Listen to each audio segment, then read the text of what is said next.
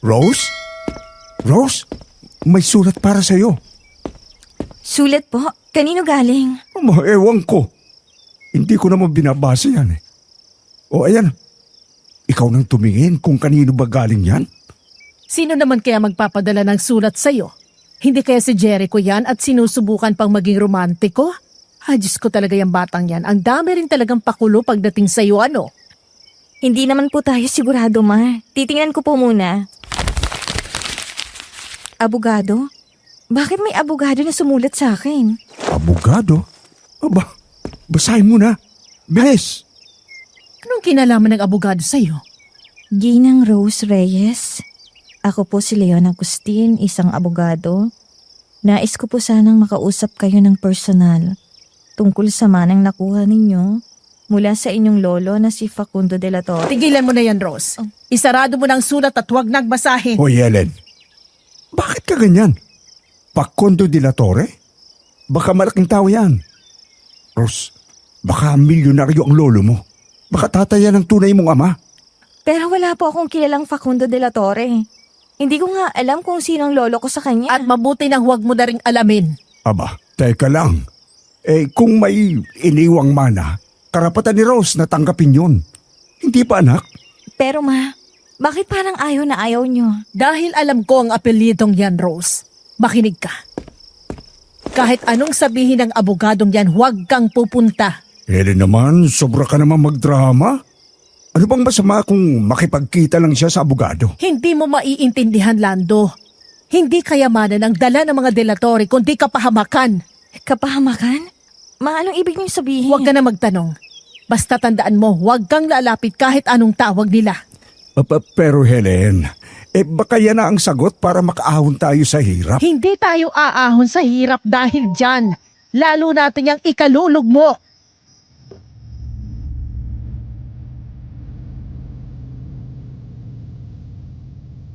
Magandang araw po, Miss Ligaya. Pati na rin sa solid listeners natin dito at sa ibang channels natin. Itago niyo na lang po ako sa pangalang Rose, 42 years old. Lahat po ng pangalan, edad, at lugar ay pinalitan ko bilang proteksyon sa aming pagkakakilanlan. Nangyari po ito 17 years ago, nung mga panahong walang-wala kami sa buhay. Ang nanay ko po noon, kumukuha ng labada tuwing Sabado at Linggo. Ang tanging libreng oras sana niya para sa sarili pagkatapos asikasuhin ang nakababatang kapatid ko mula Lunes hanggang Biyernes. Ang tatay-tatayan kong si Tito Lando naman ay minsan lang kung makapagtrabaho bilang construction worker dahil may mga pagkakataong mahina talaga ang gawa. Maraming nagtatanong kung paano ako nagkaroon ng ganitong yaman. Gayong wala naman akong natapos. At kung ano ang trabaho ko noon, hindi man lang sapat para makapag-ipon ng 10,000, lalo na milyones. Hindi ako tumama sa loto. Hindi rin ako nag-asawa ng mayaman. Ang totoo, basta na lang siyang dumating sa buhay ko. Isang sulat mula sa abogado. Naglalaman ng pangalan ng taong hindi ko man lang nakilala.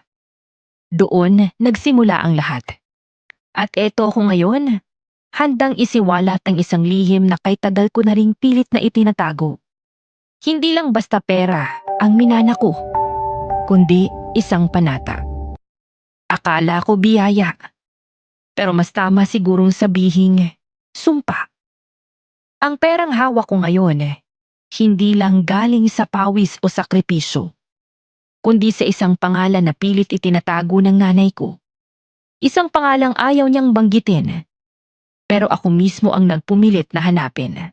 At nang matagpuan ko, doon ko rin nalaman kung gaano kabigat ang kayamanang hindi ko naman hiniling.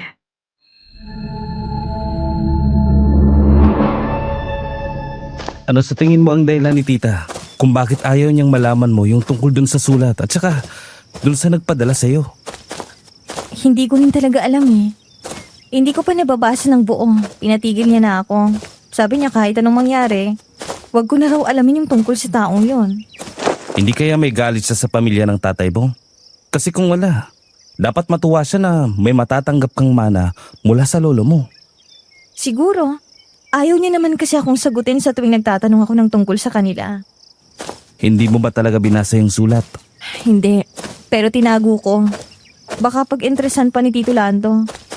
Alam mo naman din yung isang yun. Nagtatalo na nga sila ni Mama dahil dun eh. Siyempre, nung narinig niya yung tungkol sa mana, pumalakpak agad yung tenga niya. Bakit hindi mo subukang basahin ang hindi nalalaman ni tita? Hindi muna siguro ngayon. Hahayaan ko muna siyang isipin na wala talaga akong interest dun sa sulat. Tama yon. Pero isipin mo rin na masyadong mahirap ang buhay para palampasin ang mga ganyang bagay. Oo, alam ko din naman yan. Napapaisip lang din talaga ako sa sinabi niyang hindi talaga namin ikayayaman yun. Hindi ko alam kung bakit niya nasabi yun. Masasagot lang siguro talaga ang lahat ng tanong mo kapag nakausap mo na yung abogado.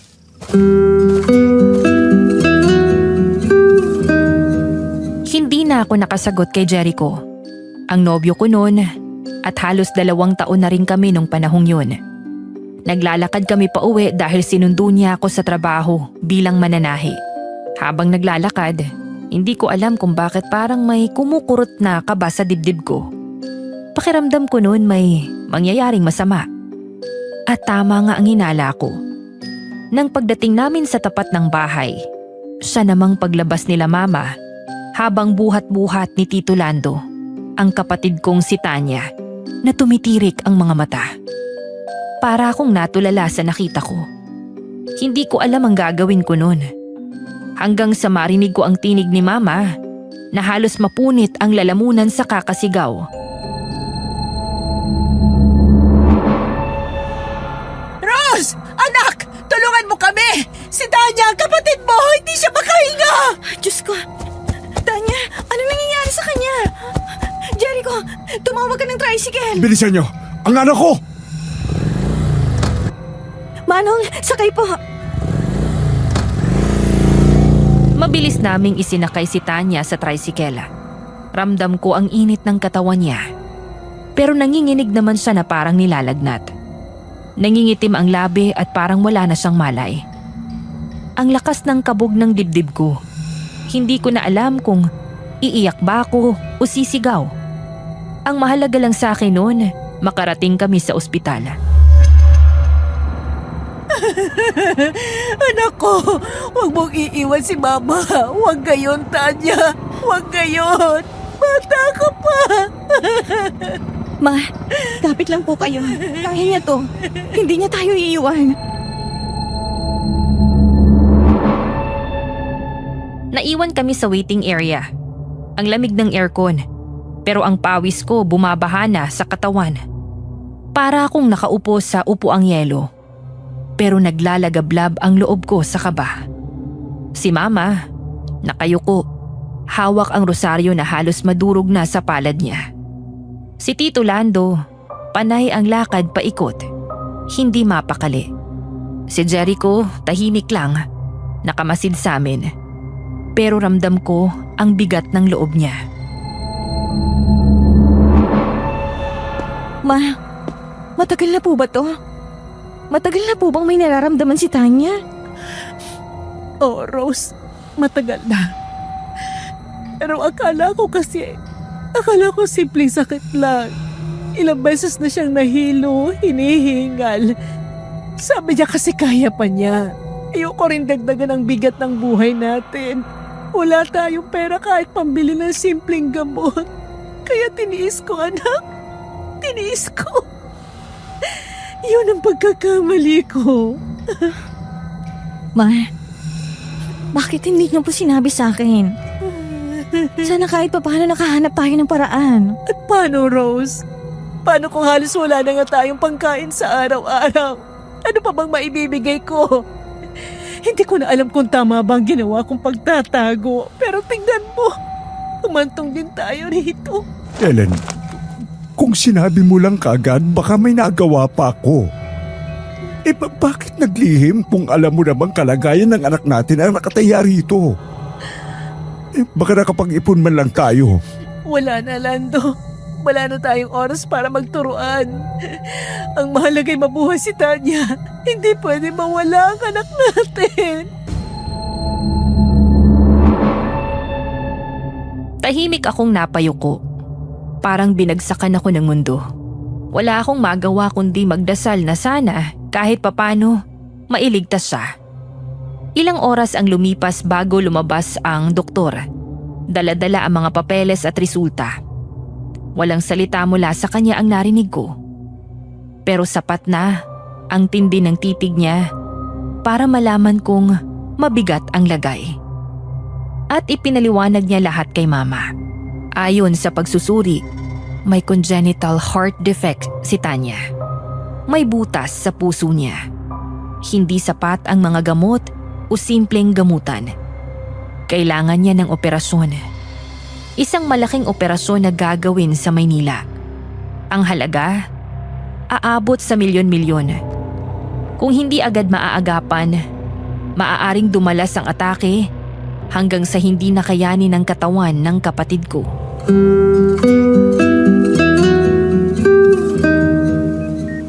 Anak, Rose, narinig mo hindi ba?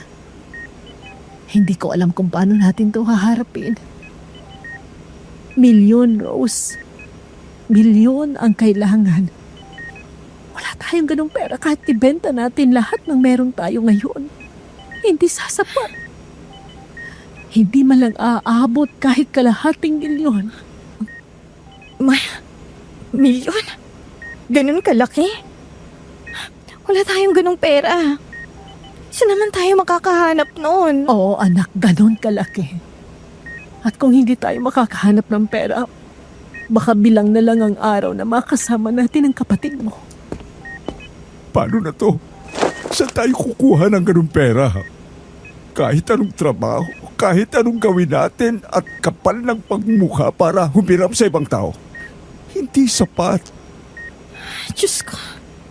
Anong gagawin natin? Paano natin siya maililigtas? Hindi ko na alam, Rose. Parang gusto ko na lang isigaw sa Diyos na sana ako na lang at hindi na si Tanya. Bakit si Tanya? Bakit siya? Napakabata pa niya. Ma, huwag niyo pong sabihin yan. Hindi natin siya pwedeng iwan. Hindi pwedeng matapos ditong lahat. Kailangan nating lumaban. Kahit gaano kahirap, pipilitin natin para sa kanya. Pero paano, Rose? Wala nga tayong pera. Ni pamasahe papuntang Maynila, wala tayo. Ay, hindi ko na rin talaga alam kung anong gagawin ko. Baka may pwedeng malapitan. Baka may taong pwedeng magpairam. Pero, sinong uutangan natin ng bilyon? Wala naman tayong kakilala. Ma, huwag po kayong mawala ng pag-asa. May paraan. Kailangan nating magtiwala. Huwag po tayo basta-bastang sumuko. Dahil kailangan tayo ngayon ni Tanya. Susubukan kong makahanap ng paraan.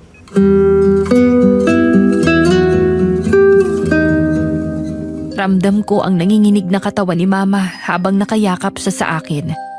Humahagulgol siya. Parang batang walang malalapitan. Sa mga sandaling yun, gusto kong maging matatag. Pero sa loob-loob ko, durog na rin ako. Ang sakit makita ang kapatid kong nakikipaglaban sa ospital habang kami naman walang magawa kundi ang maghintay at umiyak. Dumating ang gabi at hindi pa rin kami umaalis sa waiting area. Ilang beses kaming nilapitan ng nurse para magtanong ng kung ano-ano. Pero lagi ring bumabalik sa isip ko ang sinabi ng doktor. Milyon. Ganon kalaking halaga. Sa isang iglap, parang naging mas mabigat pa ang lahat kaysa kahirapan naming dinadala sa araw-araw.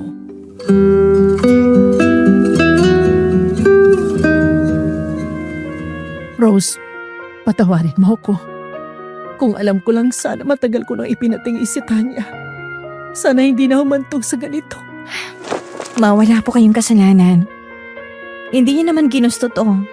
Walang may gusto sa nangyayari ngayon. Wala na tayong magagawa nun. Ang mahalaga, ngayon gagawa tayo ng paraan. Hindi pa huli. Hindi pa huli, Ma. Naniniwala ako may magagawa tayo. Oo, Helen. Huwag tayong bibitiw. Baka bukas may dumating na liwanag. Basta huwag lang tayong susuko. May awa naman siguro ang Diyos para sa mga mahirap katulad natin. Sana matulungan niya tayo.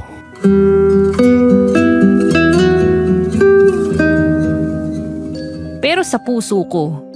Kahit pilit kong sinasabi na may pag-asa, ramdam ko ang bigat ng katotohanan. Kung hindi kami makakahanap ng paraan, baka hindi na namin muling makita si Tanya na nakangiti. At yon ang ayaw na ayaw kong isipin. Hating gabi na, katahimikan lang ang bumabalot sa amin. Si Mama, nakahilig sa balikat ni Tito Lando. Parehong nakatulog sa maliit na upuan. Kita sa mukha nila ang hapdi ng buong araw. Ako, nakaupo sa kabilang gilid. Hawak-hawak pa rin ang kamay ko na kanina pa nanginginig. Sa tabi ko, tahimik si Jericho. Nakasandal sa malamig na pader. Ilang saglit na puro ingay lang ng wall fan ang naririnig bago siya nagsalita. Rose, gising ka pa. Oo, hindi rin ako makatulog. Iniisip ko lang, baka oras na para basahin mo yung nasa sulat. Anong ibig mong sabihin? Yung sulat, Rose. Baka oras na para basahin mo na.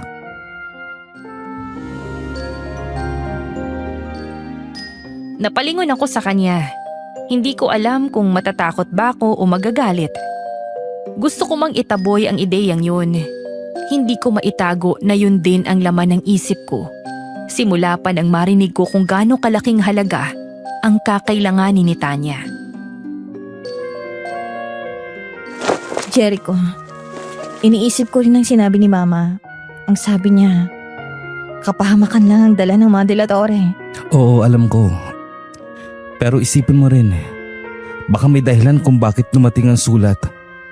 Sa oras na to ngayon, hindi kaya sagot yun sa sitwasyon nyo ngayon?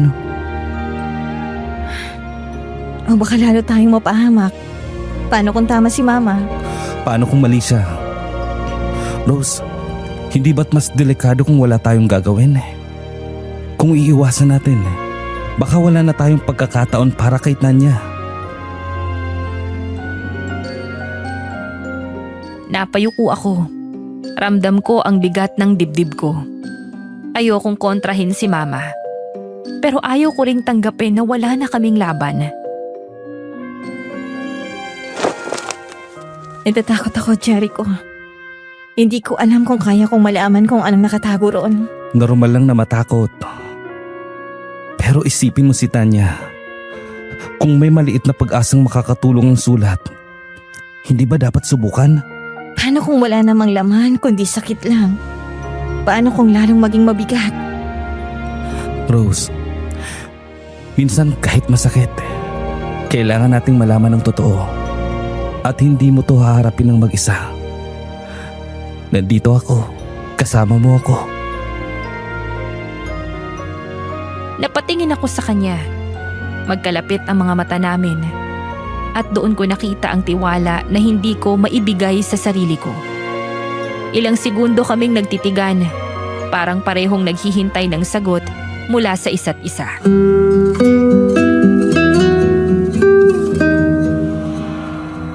Kung bubuksan ko yun, wala nang atrasan. Hindi ko na mababawi lahat ng pwede kong malaman tungkol sa pamilya ni Papa. Isipin mo na lang, para to kay Tanya, Rose. Sige, uuwi tayo. Babasahin ko ang sulat. Tama yan, hindi ka nag-iisa. Dahan-dahan akong tumayo. Lumapit ako kay Mama at hinaplos ang buhok niya. Hindi ko siya ginising. Wala akong lakas ng loob para sabihin ang desisyon ko. Alam kong maaari kaming magtalo dahil doon. Ma, para kay Tanya to. Lumabas kami ng ospital ni Jericho. Sumakay ng tricycle pa uwi. Sa buong biyahe, walang nagsasalita. Ang bawat pag-ikot ng gulong, parang tiktak ng orasan na nagpapabilis ng tibok ng puso ko. Tahimik lang kami, pero ramdam ko ang kamay ni Jericho na marahang humahawak sa braso ko. Parang sinasabing, kakayanin namin ito. Hindi ko alam kung bakit hindi ko magawang kumalma. Pagdating sa bahay, mabilis akong pumasok at tinungo ang maliit na aparador. Hinila ko ang drawer at kinuha ang sobre. Naramdaman kong nanlamig ang kamay ko. Si Jericho, nakatayo sa tabi ko. Tahimik, pero matatag. Heto na. Umupo ako sa upuan. Ang ilaw mula sa bombilya ay tumama sa lumang sobre. Ang pangalan ko, nakasulat ng malinaw sa harapan. Huminga ako ng malalim. Ramdam ko ang kaba, ang bigat, ang takot. Pero higit sa lahat, ramdam ko ang pangangailangan. Nagsimula akong magbasa. Sa bawat linyang tumatama sa mata ko, unti-unting lumalabo ang paningin ko sa luha. Doon ko naramdaman na ang sulat na ito ang magbabago ng lahat. Hindi lang para sa akin, kundi para sa aking buong pamilya. Nabasa kong muli ang mga detalyeng una kong nabasa sa harapan nila mama noon bago ang kasunod. Ako ay abogado ni Ginoong Facundo de la Torre. May iniwan siyang mana para sa inyo. Nais ko po kayong makausap upang maipaliwanag ang lahat ng detalye tungkol dito. Pumunta po kayo sa lumang mansyon ng inyong lolo. Matatagpuan sa isang liblib na baryo sa paanan ng bundok San Roque. Nasa dulong dako ito, tago at hindi basta natutunto ng mga hindi taga roon. Ako po mismong sasalubong sa inyo. Mansyon? Sa liblib na baryo? Rose, parang kakaiba yan. Oo. Sino ba namang mag-aanyaya ng meeting sa ganong lugar? Hindi man lang sa opisina, kundi sa isang lumang mansyon sa bundok. Tiningnan ko si Jericho. Kita ko sa mukha niya ang parehong alinlangan at takot. Hindi ito karaniwang imbitasyon.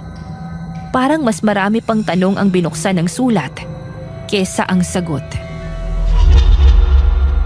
Pero kung totoong sinasabi niya, baka ito lang ang pag-asa natin para kay Tanya. Naintindihan ko, Rose. Pero isipin mo rin, baka delikado. Baka trap lang yan. Kaya mo ba akong samahan kung sakali? Oo, hindi kita iiwan. Pero kailangan nating mag-ingat. Tumayo ako, hawak pa rin ang sulat na para bang ayaw kong bitawan. Ramdam kong nagbabago ang hangin sa paligid. Tahimik ang buong bahay pero parang may nakatingin mula sa dilim. Pinilit kong iwaksi yun at isinilid muli ang papel sa sobre.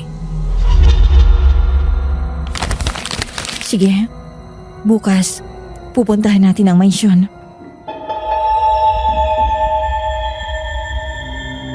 Wala nang imik si Jericho. Tumango lang siya. Pareho kaming pagod at gutom. Pero wala kami sa isip habang kumakain. Ang laman lang ng isip ko, si Tanya. Kaya agad kaming bumalik sa ospital matapos ang ilang oras. Pagdating namin, sinalubong kami ng malamig na hangin mula sa koridor. Mabilis akong kumaripas patungo sa kwarto ni Tanya. Doon, bumungad ang eksenang halos ikabuwal ko. Si Tanya, nakahiga sa kama. Pilit humihinga na para bang bawat paglanghap ay sugat sa dibdib niya. Halos namutla na ang labi. Ang mga mata, punong-puno ng luha. Nang makita niya ako, inunat niya ang maliit niyang kamay na nanginginig. Kaya agad akong lumapit.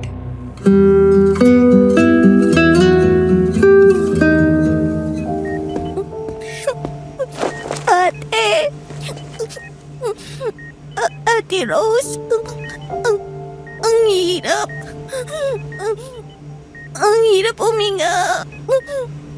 Tanya, nandito si ate. Huwag kang matakot, ha?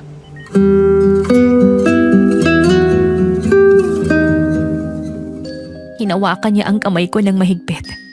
Parang ayaw na niyang pakawalan. Ang bawat hikbi niya, parang punyal na tumutusok sa dibdib ko. Hindi ko na mapigilan ang sarili kong umiyak.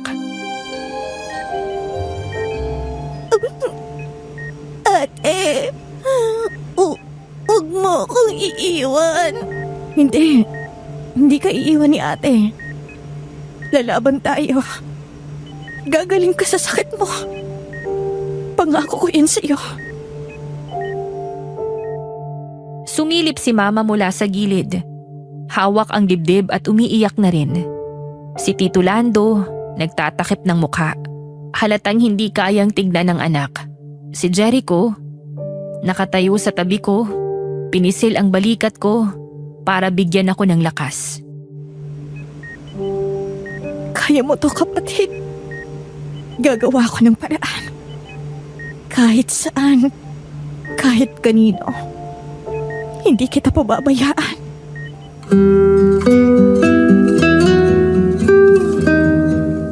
Ngunit sa loob-loob ko, habang pinagmamasdan ko ang maputlang mukha ni Tanya, alam kong nag-uumpisa ng sumikip ang oras para sa kanya. Ang sulat na hawak ko kanina, na dati kinatatakutan ko, ngayon nagsimulang magbukang nag-iisang sagot. Kinabukasan hindi na ako nagdalawang isip.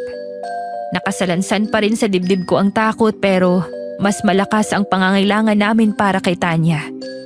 Sa ang dahilan kung bakit kahit paanong alinlangan, tinabunan ko na lang. Si Jericho ang kasama ko. Dala ang maliit naming bag. Hindi na namin ipinaalam kay Mama at kay Tito Lando ang tunay naming lakad. Baka pigilan lang kami pag nagkataon. Sumakay kami ng jeep, tapos habal-habal papunta sa San Roque. Pagdating sa bungad ng isang masukal na daan, doon kami ibinaba ng driver. Wala na raw na kahit anong sasakyan ang pwedeng pumasok pa doon dahil puro lupa at puno ang daraanan. Mula sa kalsada, tanaw ko ang daang papasok. Makipot, madilim kahit umaga. Parang hindi naabot ng liwanag ng syudad. Parang may humaplos sa bato ko. Ang lamig ng hangin. Pakiramdam ko may nakamasid sa amin mula sa loob ng gubat. Bago pa man kami makapaglakad, may biglang lumitaw. Isang matanda. Nakatindig gamit ang kawayan na tungkod. Nakalugay ang mahaba at puting buhok. At suot niya'y kupas na saya. Walang ibang tao sa paligid. Pero siya, para bang sadyang naghintay sa amin. Ang mga mata niya, malalim. Puno ng bagay na hindi ko mabasa. Sa loob ba ng gubat ang tungo nyo? Huwag kayong basta-basta tumuloy ng hindi nag-iingat. Hindi lahat ng daan dapat tinatahak. Lola, alam niyo po bang lugar na to? Yung mansyon ng mga De La Torre? Oo, alam ko. Basta't mag-ingat kayo. At ang mga pumapasok dito, bihira ang nakakabalik na gaya pa rin ng dati. Lola, pasensya na po. Pero kailangan na naming pumasok. Kung ganon, tandaan niyong dalawa. Kapag sumisigaw ang katahimikan, huwag niyong baliwalain. Magdasal kayo. Yan na lang ang masasabi ko. Rose, parang hindi ordinaryo yung matanda. Oo, pero may punto siya. Hindi karaniwang lugar to. Gusto mo bang bumalik na lang tayo? Hindi na pwede. Para kay Tanya, kahit saan, kahit gaano pa kadelikado, kailangan nating tumuloy. Nagsimula kaming maglakad. Bawat yabag, may tunog ng dahon at ugat na nadadaanan. Ang hangin parang mas mabigat habang lumalalim ang gubat. May mga tunog ng ibon, pero biglang titigil na para bang may bagay na dumaan na hindi namin nakikita. Tahimik pero parang ang ingay, ano?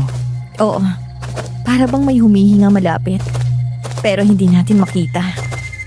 Kung ano man ang naghihintay sa mansyon, sana tama ang ginawa nating desisyon. Wala na tayong ibang pagpipilian. Ito na lang ang choice na meron ako para mailigtas ang kapatid ko. Kaya kahit magalit sa akin si Mama sa desisyon kong ito, desperada na ako. Habang naglalakad, Bumabalik sa isip ko ang mukha ni Tanya, nakahiga sa kama. Hirap huminga. Para bang boses niya ang nagtutulak sa akin, papasok sa loob ng madilim na kakahuyan. Kahit gaano kahirap ang daan, kahit anong babala ng iba, wala na akong pakialam. Ang mahalaga, may tsansang mailigtas siya. Ngunit hindi ko rin maalis sa mga salitang iniwan ng matanda. Kapag sumisigaw ang katahimikan, huwag daw baliwalain. At sa mga susunod na hakbang, pakiramdam ko, unti-unti kong naiintindihan. Mas lalo lang naging mabigat ang katahimikan. Ang daan, masikip. Puno ng ugat na mga punong halos kasing laki ng braso ni Jericho. Bawat yabag namin, parang sumasabay sa tibok ng dibdib ko. Ilang minuto pa lang ang lumilipas pero para na kaming ilang oras na nasa loob ng lugar na ayaw ng araw pasukin.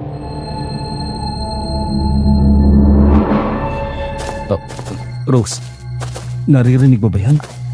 Ang alin? Parang yabag. Hindi ko alam kung tao o hayop pero kanina pa ako nakakarinig ng yapak na sumasabay sa atin. Huwag mong sabihin na may sumusunod sa atin. Hindi ko sinasabi na sigurado ako pero makinig ka. Kapag huminto tayo, parang humihinto rin. Kapag naglalakad tayo, saka ulit may tunog. Baka naman guni-guni lang natin. Ang tahimik kasi nakakaparanoid. Kung guni-guni lang, bakit sabay tayong nakakarinig? Alam kong naririnig mo rin yun. Napalunok ako. Tama siya. Hindi lang imahinasyon ang gumagalaw sa paligid namin. May kasabay kaming hindi nakikita. Anong gagawin natin? Hihinto ba tayo para makita kung sino o ano yon? Wag. Mas delikado kapag tumigil.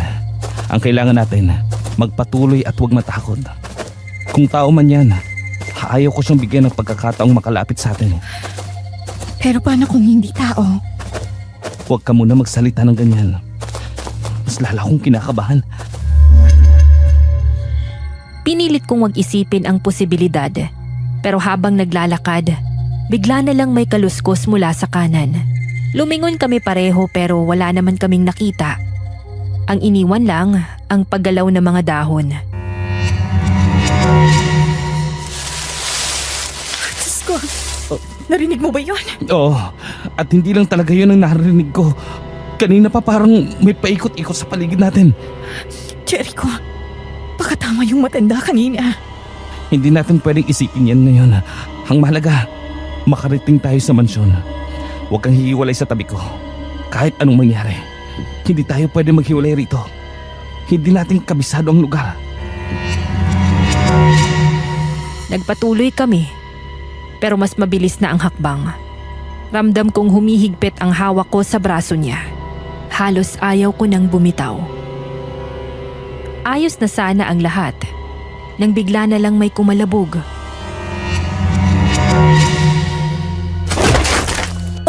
Ano yun? Takbo, Rose! Huwag ka nang lilingon! Hindi na ako nagtanong. Dali-dali kaming tumakbo. Yung daang puno ng ugat, halos madapa ako sa bawat hakbang. Ramdam kong halos pumutok ang dibdib ko sa kaba. Jericho, ano yan? May umahabol pa talaga sa atin? Hindi ko alam. Pero malinaw, hindi tayo ligtas dito. Bilisan mo lang! Huwag kang titigil! Hindi ko na kaya. Ang bigat ng dibdib ko. Kaya mo, Rose! Para kay Tanya, isipin mo siya! Walang tigil ang luha sa mga mata ko habang pinipilit kong humakbang pa. Ang aking hininga, parang nagiging apoy na sumusunog sa aking lalamunan. Pero hindi kami pwedeng tumigil. Kahit hindi ko alam kung sino o ano ang nasa likod namin, ramdam kong mas mabilis sila kesa sa amin.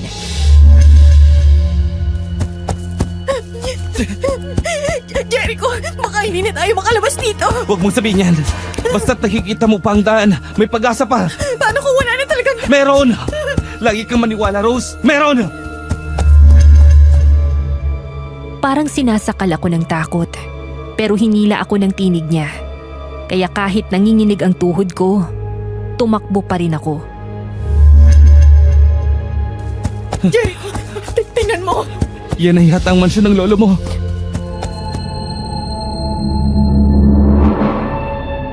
Sa pagitan ng mga punong nagsasalubong, unti-unting lumilitaw ang hugis ng isang malaking gusali. Mansyon. Malayo pa, pero sapat na para makita ko ang kulay ng lumang pader. Ang mga bintanang sarado na para bang ayaw magpapasok ng kahit na sinong bisita. Ang bubong, kupas, at halos nakalubog sa mga aninong nilikha ng puno. Parang sagot sa aming pagtakas. Bigla kaming nakahinga ng konti, pero hindi ibig sabihin ligtas na kami. Sa likod pa rin may mga yabag.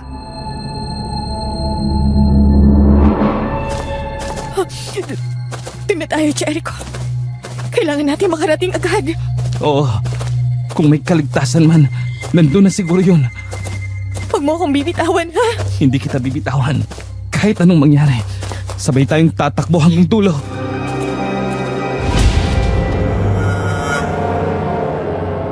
At muli kaming sumugod. Mas mabilis pa kesa sa kanina. Ang mansyon, mas lumilinaw habang papalapit kami. At kahit hindi ko pa alam kung anong naghihintay doon, alam kong yun lang yung tanging direksyon na pwede naming puntahan. Sa bawat yabag na mga aninong nasa likod namin, mas lalong tumitibay ang isang katotohanan.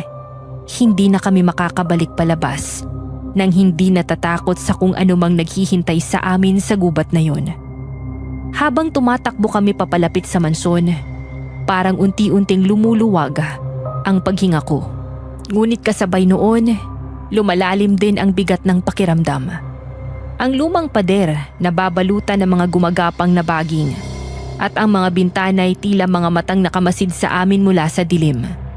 Sa wakas, nakalapit kami sa malaking trangkahan na yari sa bakal. At sa mismong harapan ng mansyon, may isang mesa. Doon isang lalaking halos kaedad lang namin ang nakita namin. Naka-Amerikana, nakaupo ng maayos, hawak ang tasa ng kape. Kalmado, parang hindi man lang nababahala sa takbo naming halos ikabuwal na namin ni Jericho.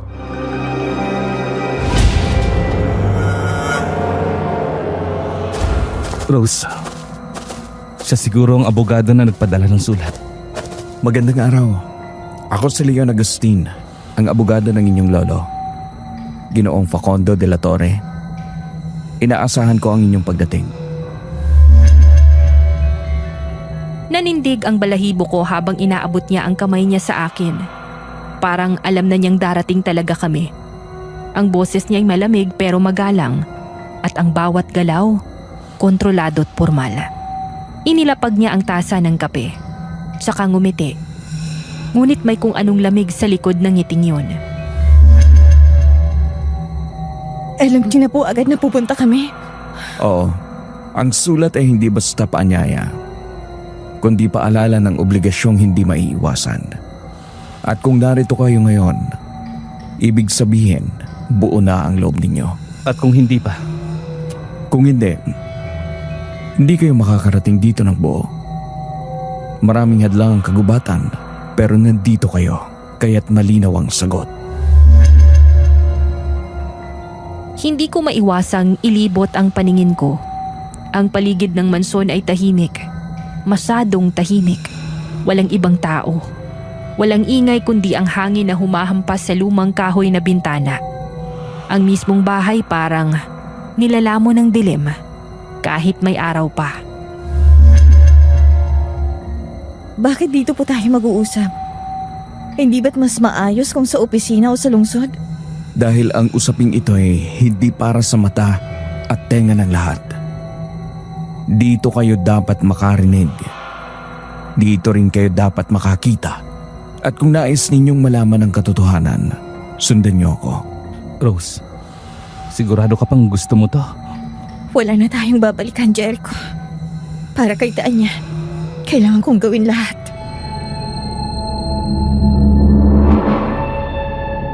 Inakay kami ni Leon papasok sa mansyon. Habang bumubukas ang malaking pinto, agad kong naamoy ang halimuyak ng lumang kahoy. halo sa alikabok at kung anong hindi maipaliwanag na amoy ng lumat na kalipas. Ang loob ay malawak, may pulang karpet na kupas na at mga ilaw na nakasindi pero kulang sa liwanag. Doon, agad kong nakita ang mga dingding. Punong-puno ng mga paintings. Diyos ko, sino sila? Angka ng De La Torre, mga ninuno mo. Bawat isa'y bahagi ng kasaysayang pilit inilihim ng nanay mo. Bakit parang hindi ordinaryo ang mga mata nila? Sapagkat hindi rin ordinaryo ang mga pinagmulan nila. Habang naglalakad, ramdam ko ang bawat mata sa paintings na nakatitig sa akin. May mga lalaki at babaeng nakabarot saya. Ang ilan ay nakasuot ng kasuotang Europeo. Lahat ay seryoso ang mga mukha. Walang ngiti. At tila ba lahat ay may iisang matang malamig na sumusunod saan ka man pumwesto. Hanggang sa nakita ko ang isang painting. Sandali lang. Siyang papa ko. Sigurado ka, Rose? Nakita ko lang sa isang lumang litrato ni Mama. Itong mukha niya. Bata pa siya rito. Sabi ni Mama, maaga siyang namatay. Tama. Ang iyong ama, maagang ang kinuha ng tadhana. Pero wag mong isipin na tuluyang nawala ang kanyang anino sa mundo. Nang marinig ko yun, parang may mabigat na pumasok sa dibdib ko. Hindi ko kilala ang ama ko. Pero heto siya. Nakapinta. Buhay sa malamlam na kulay. At pagkatapos, lumingon ako sa dulo ng hallway. Doon nakasabit ang pinakamalaki at pinakamatandang painting sa lahat.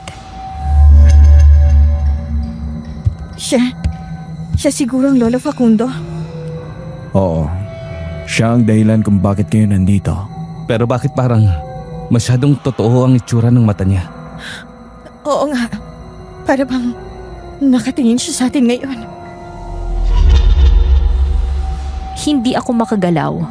Ang mga mata ng matandang nasa painting, matalim. Tila ba nakasunod sa bawat galaw ko. Hindi siya katulad ng iba. Mas matingkad, mas buhay. Para akong hinihigop ng tingin niya. Maupo muna kayo. Mayroon tayong dapat pag-usapan. Malayo sa mata ng iba. Pero malapit sa inyong dugo. Sumunod kami. Bagamat nanginginig ang kamay ko, hindi ko alam kung takot ba ang nararamdaman ko o paghahanap ng sagot. Ang sigurado, bawat hakbang ko sa loob ng mansyon ay para na ring paglalakad papalapit sa isang katotohanang hindi ko na matatakasan. At doon, sa ilalim ng mga matang nakasabit sa dingding, nagsimula ang pag-uusap na magbabago ng lahat. Naupo kami sa mahabang mesa, sa ilalim ng malabong ilaw na parang pilit lumalaban sa dilim ng mansyon. Si Leon, kalmadong umupo sa dulo ng mesa.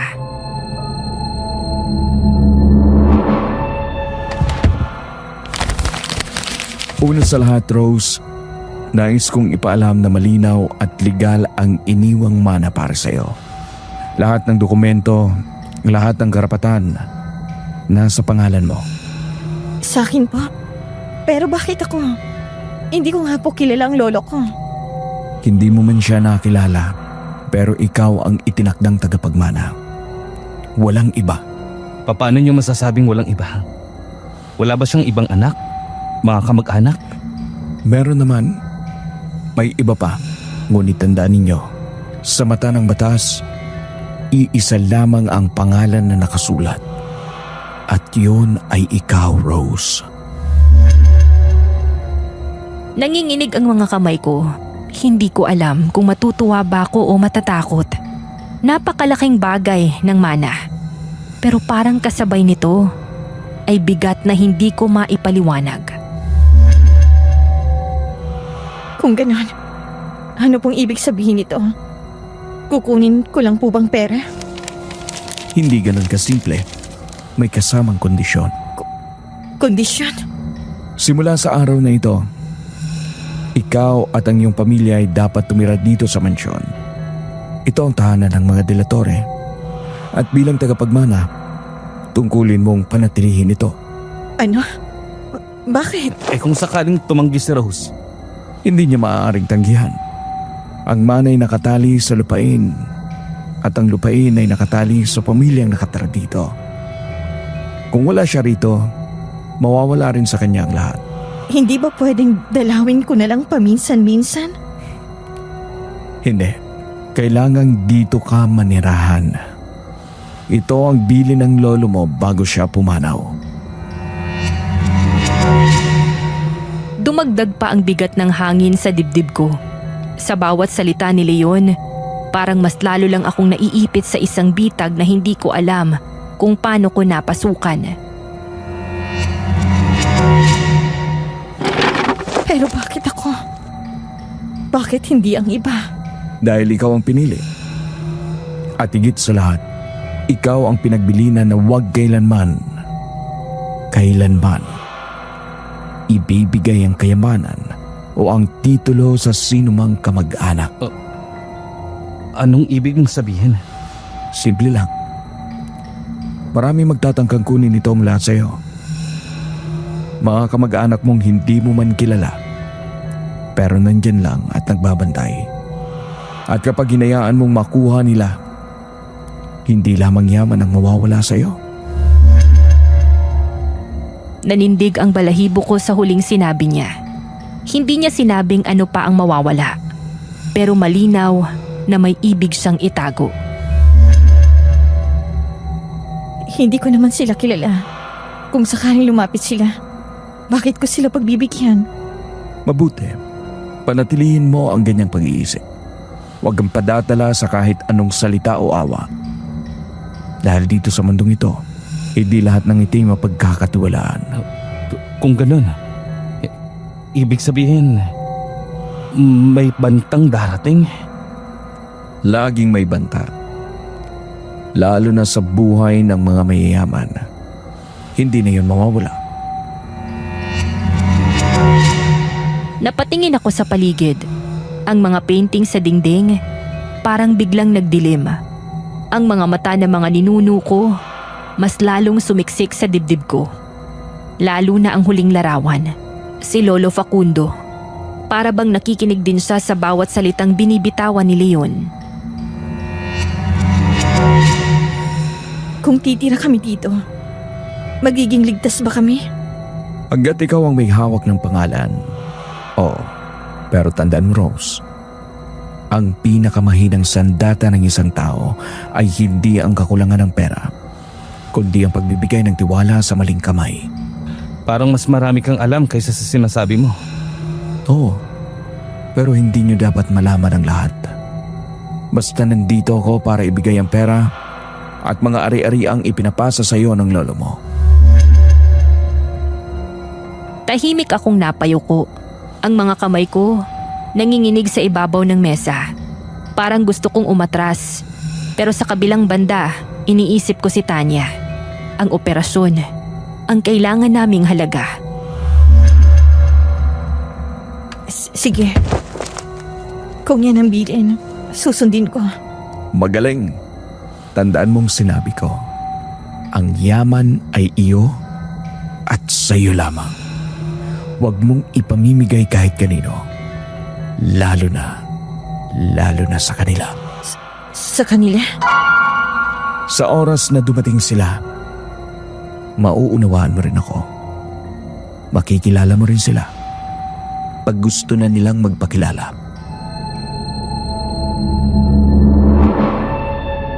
Parang lalong lumamig ang paligid. Hindi ko alam kung alin ang mas matimbang. Ang pera, ang obligasyon, o ang takot. Pero isa lang ang malinaw sa akin. Simula ngayon, nakatali na ako sa mansyon. Sa pangalang hindi ko man lang kilala noon, ang pamilya ng De La Torre. At sa mga matang nakatingin mula sa dingding, ramdam kong may iba pang nakikinig sa usapan naming tatlo. Pinirmahan ko ang papel na inilahad ni Leon.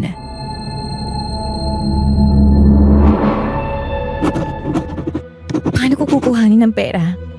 Wala naman akong bank account. Bakit? Kailangan mo ba? Ang totoo niyan, binilaan ako ng nanay ko na wag kong aalamin kung anong nasa sulat. Pero tinawag na ako ng pangailangan. Wala sa isip ko ang kitain ka pero kailangan namin ngayon ng pera para sa kapatid kong nasa ospital. Kailangan niyang maoperahan sa puso sa lalong madaling panahon. Kung gayon, mukhang sakto lamang ang oras ng pag-imbita ko sa iyo tungkol sa mana. Kung kailangan mo ng pera, walang problema. Sumunod kayo sa akin at ibibigay ko ang kinakailangan ninyo. Anong ibig mong sabihin? May milyon ka bang nakatago dyan? Meron. Pero hindi sa akin yon, kundi kay Rose. Bukod sa perang nasa bangko ni Ginoong Facundo, meron pa siyang itinatago mismo rito sa mansyon niya. Ibig sabihin, ganun talaga kayaman ang lolo mo, Rose. Ano bang trabaho niya nun? Pasensya na. Subalit pribado na ang bagay na yan.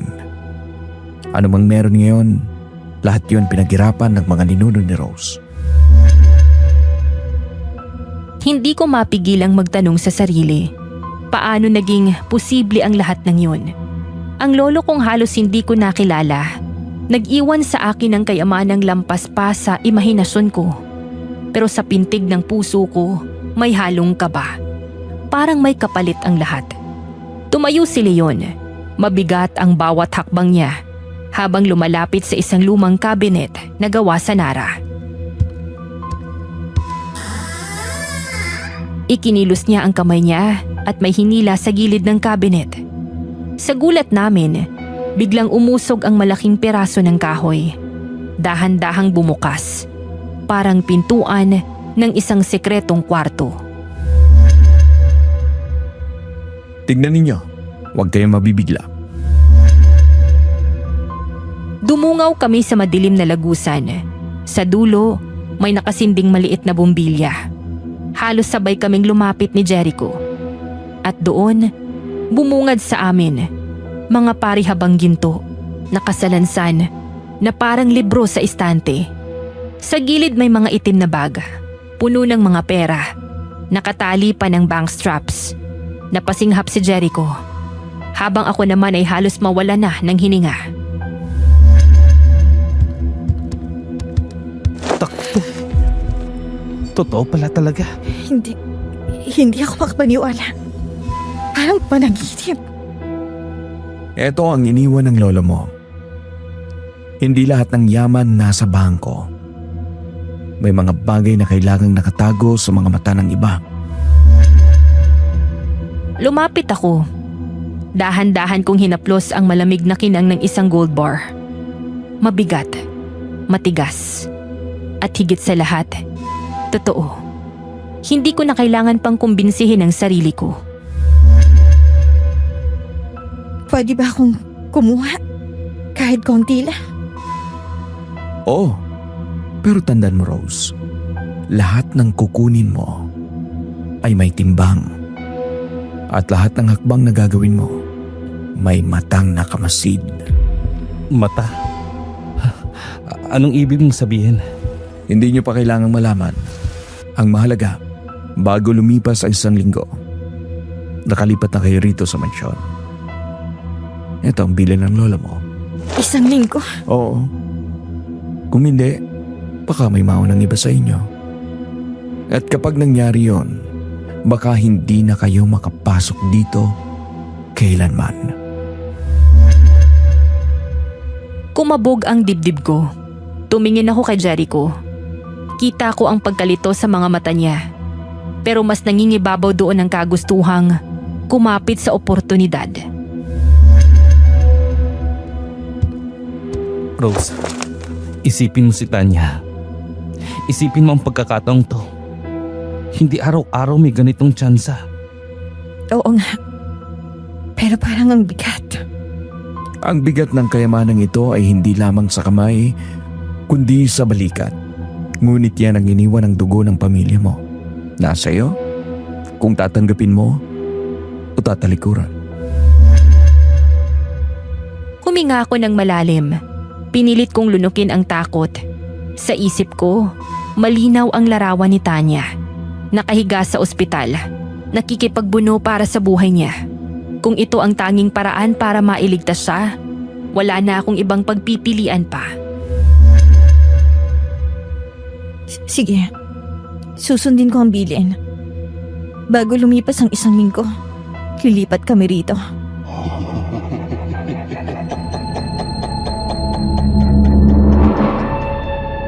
Sa sandaling yun, parang narinig ko ang isang mahinang tawa mula sa dulo ng pasilyo. Hindi ko alam kung imahinasyon ko lang ba o may iba talagang nakikinig sa amin. Ngunit huli na para umatras. Simula nun, nakatali na ako sa mansyon ng mga delatore. Mabigat ang hangin nang lumabas kami ng mansyon. Para kaming binuhusan ng malamig na tubig habang naglalakad papalayo. Dala-dala ang isang bag na puno ng perang hindi ko inakalang mahahawakan ko kailanman. Hindi ko alam kung paano kaming nakalabas sa gubat ng buhay. Tahimik lang kami ni Jericho hanggang sa sumakay ng tricycle. Pagdating namin sa ospital, sinalubong agad kami ng ilaw na malamlam at tunog ng makina.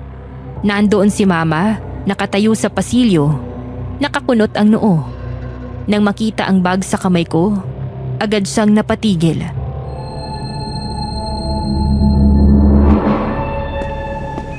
Rose, ano yan? Anong dala mo? Ma, pera. Pera po para kay Tanya. Mauopera na siya. Diyos ko, Rose. Saan mo nakuha ito? Hindi na importante kung saan, Ma. Ang mahalaga may pambayad na tayo para sa operasyon ni Tanya. Hindi ako tanga, Rose. Alam kong galing yan sa delatore. Galing yan sa kanila, hindi ba? Hindi ko magawang sumagot agad. Nanginginig ang tuhod ko. Tumabi si Jericho, nakahawak sa balikat ko pero hindi pa rin siya nagsalita. Helen, ano ka ba? Pera ito. Hindi ba't ito ang sagot sa lahat ng problema natin? Sagot? Lando, hindi sagot yan. Pintuan yan ng kapahamakan. Hindi mo ba naiintindihan? Mawala na tayong oras. Si Tanya baka anytime mawala siya kung magmamatigas pa tayo. Ito na lang ang paraan. Hindi, Rose. Mas gugustuhin ko pang mamatay tayong lahat sa kahirapan kaysa mabuhay dahil sa perang may sumpa. Helen, tama na. Hindi ka ba natatakot na mawala ng anak? Hindi mo ba nakikita kung paano naghihirap si Tanya? Anong mas masama? Ang tanggapin tong pera o hayaan siyang mamatay? Lando, hindi mo alam ang pinagsasabi mo. Kung tatanggapin natin to, para na rin natin ibinenta ang kaluluwa natin. Ma, kahit ano pang kapalit, hindi ko hayaang mawala si Tanya. Kung sumpa man ito, ako na lang ang tatanggap ng bigat. Huwag na si Tanya. Nanginginig ang tinig ko. Ramdam ko ang init ng luha na dumaloy sa pisngi ko. Si Mama, napayuko. Hawak ang dibdib na para bang sinusugatan siya ng mga salitang binibitawan namin. Rose, anak, bakit mo ba ginagawa ito? Bakit ka lumapit sa kanila? Para kay Tanya, Ma. Para sa kapatid ko.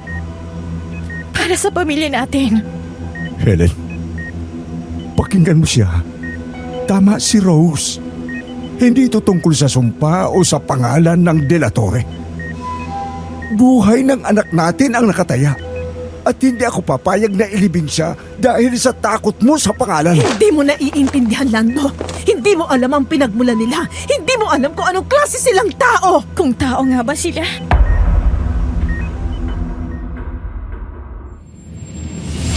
Biglang tumahimik ang paligid. Umalingaw-ngaw sa tenga ko ang mga salitang binitawan ko. Naramdaman kong napatingin sa akin si Mama. Ang mga mata niya, puno ng gulat at luha. Rose, alam mo na. Hindi lahat. Pero sapat para maintindihan kong hindi basta pera lang to. Oo, Ma, alam ko. Pero kahit anong klaseng nilalang sila, hindi nito binabago ang katotohanan na kailangan natin to. Hinila ko ang bag, inilapit kay Mama. Nanginginig ang kamay ko habang itinutulak ko yun papalapit sa kanya. Kung ayaw niyo akong gagamit, ako ang haharap sa sumpa. Pero si Tanya, hindi siya dapat mamatay.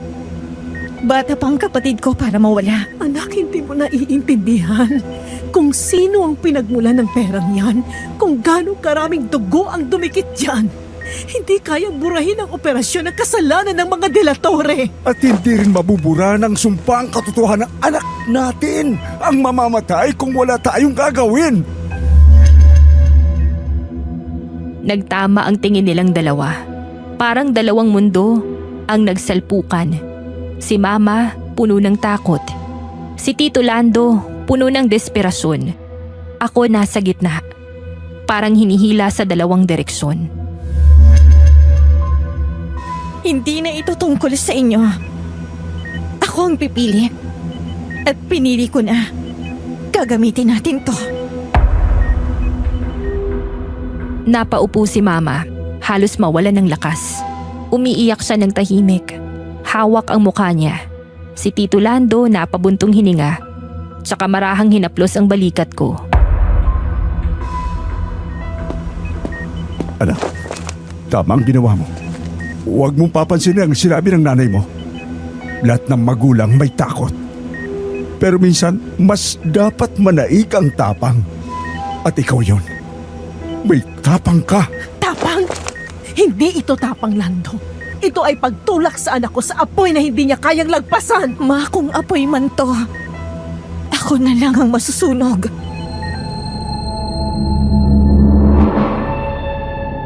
Tumahimik ang paligid. Tanging hikbi lang ni Mama at ugong ng makina ang naririnig. Hawak ko pa rin ang bag. Mahigpit. Parang doon nakasalalay ang lahat. Sa loob-loob ko, ramdam kong tama ang desisyon ko. Kahit anong sumpa ang dala nito, mas matimbang ang buhay ni Tanya. Nang gabing yun, inilapit ko ang bag sa mesa ng doktor. Hindi ko inisip ang pinagmulan. Ang mahalaga, may paraan. Ngunit habang nakatitig ako sa pera, ramdam ko ang anino ng mansyon, ang malamig na titig ni Leon, at ang sumpang hindi pa tapos. Ilang araw mula nun, pagkatapos maayos sa mga papel para maoperahan ng kapatid ko, handa na silang tumulak pa Maynila. Rose, baka pwedeng sumama ka na lang sa amin. Huwag ka nang bumalik sa bahay na iyon. Hindi pwede, Ma. Kasunduan to. Kailangan kong panindigan. Anak, hindi mo alam ang haharapin mo doon. Baka wala ka nang balikan. Helen, tigilan mo na. Si Rose na mismo nagsabi. Para kay Tanya lahat ng to. Magtiwala ka. Ma, kaya ko to. Basta po alagaan niyo si Tanya. Ako nang bahala sa bagay na to. Bago sila umalis, niyakap ako ni Mama ng mahigpit. Para bang huling pagkakataon na yun. Naiwan kami ni Jericho. Tahimik lang kaming nakatayo. Pinapanood silang mawala sa paningin namin. So, mansyon na tayo nito? Oo. Kailangan nating sundin ang sinabi ni Leon. Habang papasok sa gubat, mas lumalalim ang dilim. Ginabi na kami noon sa pagdating. Pagdating sa harap ng mansyon, mas lalo kong naramdaman ang bigat. Ang bahay, parang nakatanod sa aming dalawa. Parang ayoko na talagang tumira rito. Pero hindi kita pwedeng pabayaan. Hindi kita hayaang mag-isang tumira dito. Pakiramdam ko, masyado talagang delikado. Inugot namin ang susi sa ilalim ng paso, gaya ng bilin. Pagbukas ng pinto, umalingasaw ang amoy ng lumang kahoy at lumang panahon.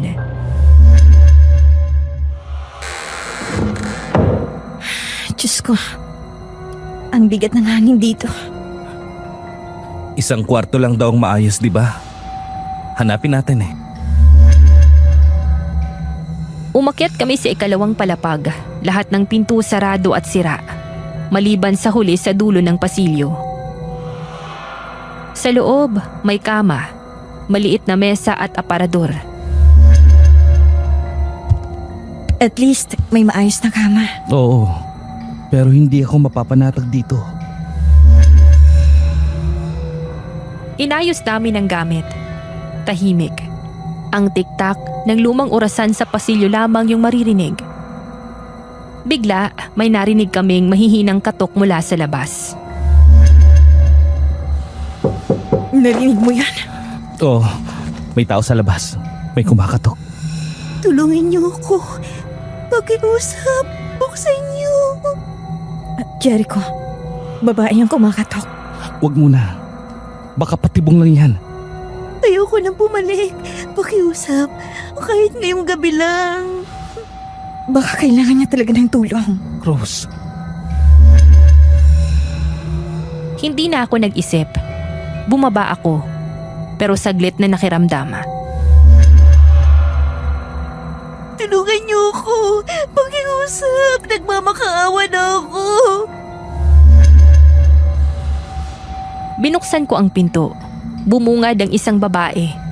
Maputla, duguan ang bestida. Nanginginig. Humahabol ng hininga na parang tumatakbo buong gabi. Salamat. Salamat dahil pinabuksan mo ako. Kung hindi, baka kinuha niya na ako. Sino? May humahabol sa'yo? Hindi ko alam.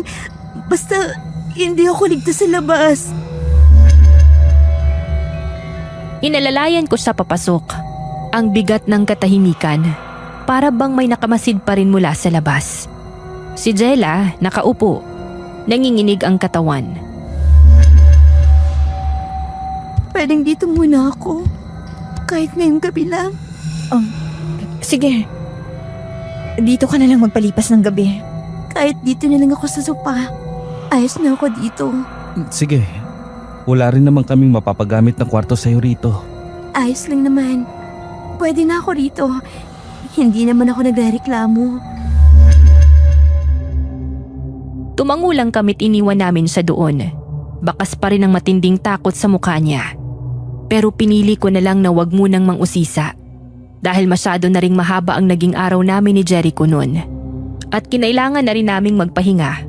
Kinabukasan, ganun na lang yung pagtataka namin nang hindi na namin makita yung babae sa sala.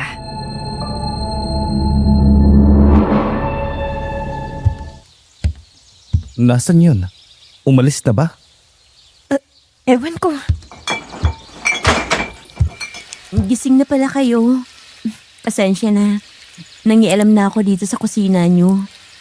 Naisipan ko lang nalutuan kayo ng almusal bilang pasasalamat sa pagpapatuloy nyo sa akin dito. Hindi ka na sana nag-abala pa. Kaya na naming magluto. Pasasalamat ko nga sa inyo. Sige, pero hindi mo pa nasasabi sa amin kung bakit ka kumakatok at humingi ng tulong kagabi. Ano ba talagang nangyari? At parang takot na takot ka. Tungkol nga pala doon. Pwede bang mamaya na lang? Pagkatapos ko nilang magluto? Napatingin na lang kami ni Jericho. Nakangiti lang ang babae sa amin tsaka ko lang naalala. Hindi pa nga pala namin siya kilala kahit sa pangalan lang. Ano nga palang pangalan mo? Jella na lang. Tumango na lang ako at hindi na nagtanong pa ng kung ano-ano. Hinayaan namin siya sa gusto niyang gawin sa kusina habang kami naghihintay sa sala. Hindi ako masyadong makapagsalita dahil sa bigat ng nararamdaman.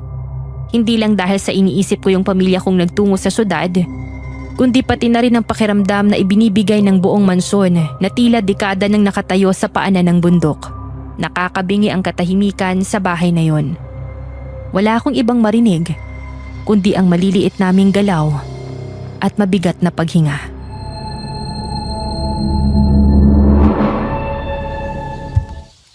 Luto ng almusal. Kain na kayo. Ikaw, hindi ka ba kakain? Kung aanyayahan niyo ako, bakit hindi? Sumalo ka na sa amin. Total, ikaw rin naman ang nagluto nito. Teka, saan mo nakuha tong mga niluto mo? Wala namang kaming pagkain dito. Napatingin kami kay Jella. Mahinahon lang siyang ngumiti. Saka sumagot. Lumabas ako saglit kanina. Nakakita ako na naglalako. Nakabili ako ng karne. Naupo kaming tatlo. Humaplos agad sa ilong ko ang amoy ng nilutong karne. Mamula-mula pa ito. Sa unang kagat ko, halos mapapikit ako. Malasa, malambot, parang may halong kakaibang timpla na hindi ko natitikman pa dati.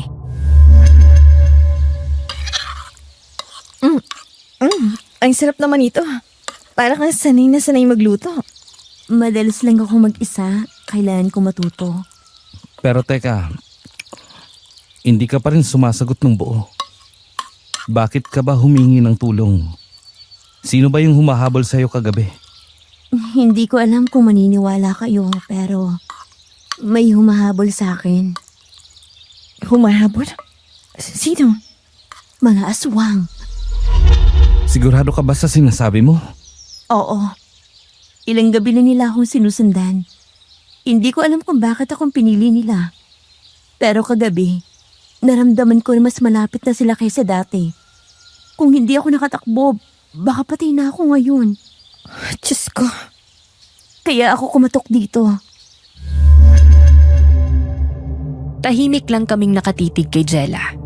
Kita ko sa mga mata niya ang panginginig ng takot at desperasyon.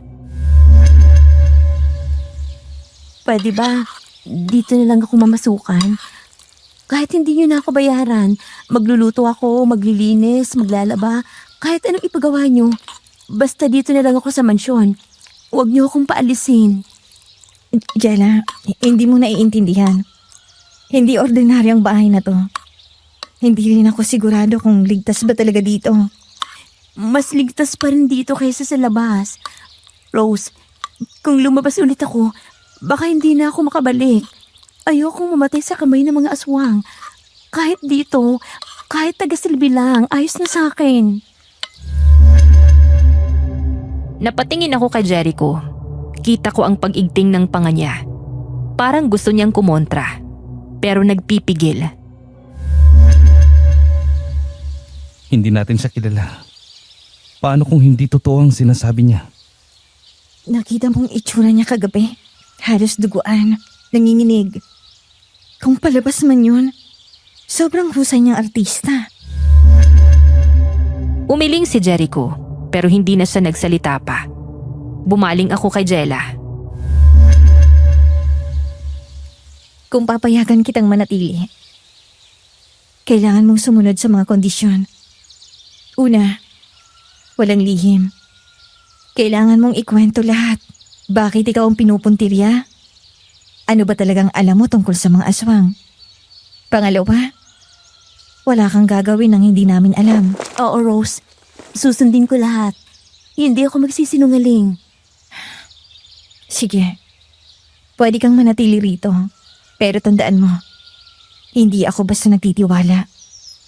Kailangan mong patunayan na hindi mo kami ilalagay sa kapahamakan. Para siyang nabunutan ng tinik. Bigla siyang napaluha. Tinakpan ang muka habang umiiyak ng tahimik. Salamat.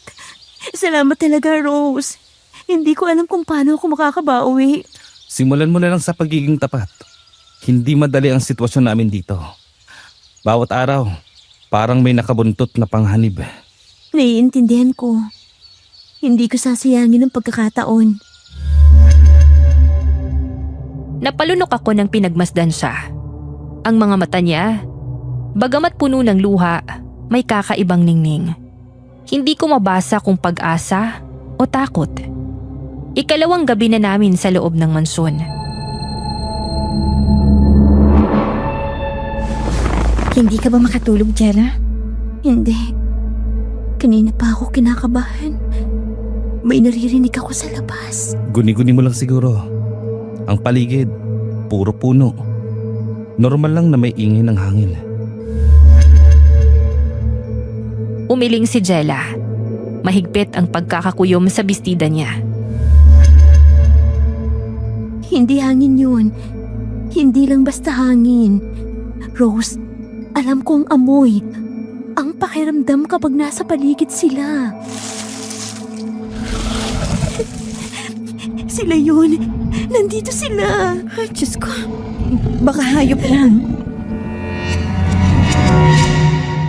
Ramdam kong nanindig ang balahibo ko. Bawat yabag, parang dumidiretso sa dibdib ko. Huminto ito saglit. Tapos, napatalon ako sa gulat. Mula sa labas, narinig namin ang bigat ng kung anong bagay na inihagis sa mismong bakuran.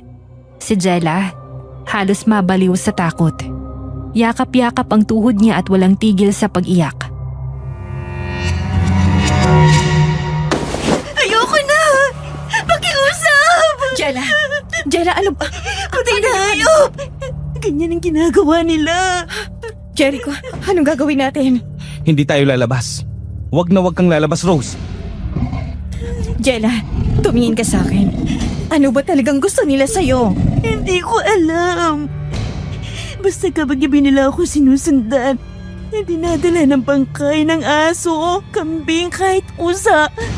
Pag hindi ako lumabas, mas malalaking hayop ang dinadala nila.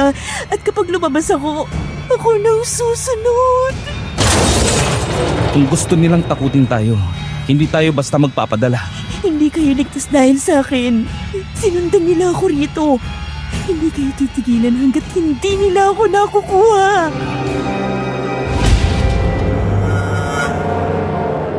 Ilang minuto kaming walang imik. Tanging hikbi lang ni Jella at mabigat na paghinga naming dalawa ni Jericho ang maririnig. Hanggang sa unti-unting kumalma ang paligid. Pero naiwan ang amoy ng dugo. Kinabukasan, tila walang bakas ng kababalaghan ng nagdaang gabi. Si Jella masiglang nagsuot ng simpleng bestida. Abala sa kusina. Ang amoy ng pritong tuyo at kape ay sumasalubong sa akin paglabas ko ng kwarto. Umupo kami sa mesa. Habang kumakain, ramdam ko ang kakaibang katahimikan. Dumaan ang buong araw na tila payapa. Wala kaming narinig na kaluskos. Walang yabag. Walang banta. Sa mga sumunod na araw, unti-unti kong napansin ang kakaibang kilos ni Jella. Sa unang tingin, parang masigasig lang siyang tumutulong. Nagwawali sa pasilyo, nagbubuhat ng tubig, naglilinis ng mga antikong gamit na halos dekada na natakpan ng alikabok. Pero habang lumilipas ang mga oras, hindi ko maiwasang mapansin na mahilig siyang mag-isa. Hindi lang basta naglilinis, laging paikot-ikot sa mga sulok ng mansyon na tila ba may hinahanap. Isang hapon, nadatnan ko siya na nakatayo sa harap ng isang lumang pintuan sa dulo ng pasilyo sa ikalawang palapag. Mahigpit ang pagkakakapit niya sa hawakan, pero hindi niya ito binubuksan. Para bang pinapakinggan niya ang kung anumang tunog mula sa loob. Nang mapansin niya ako, agad siyang ngumiti. Pilit na tinatakpan ang gulat sa mukha niya.